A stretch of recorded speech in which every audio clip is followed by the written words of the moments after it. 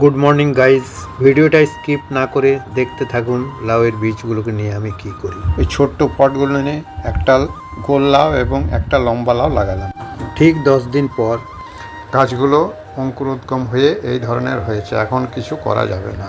আরও 4 দিন পর বেশ পরিপুষ্ট এবং হেলদি গাছে পরিণত হয়েছে। এবার আমি এই দুই ধরনের গাছকে একসাথে গ্রাফটিং করব। তার জন্য লাগবে একটা গ্রাফটিং টেপ, একটা ধারালো ছুরি এবং একটা কাঁচি। প্রথমত দুটি গাছকে ওই ছুরির সাহায্যে খুব সাবধানে অ্যাঙ্গেল করে কেটে নিলাম।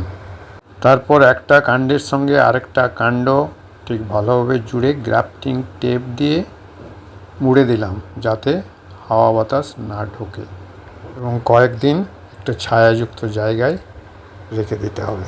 3-7 পর একটা গাছের ডগা কেটে দিতে হবে। গ্রাফটিংটা যদি সাকসেস হয়, একই গাছে দুই ধরনের লাউ ধরবে। 1 মাস পর আপডেট দেখাবো। ভালো লাগলে সাবস্ক্রাইব।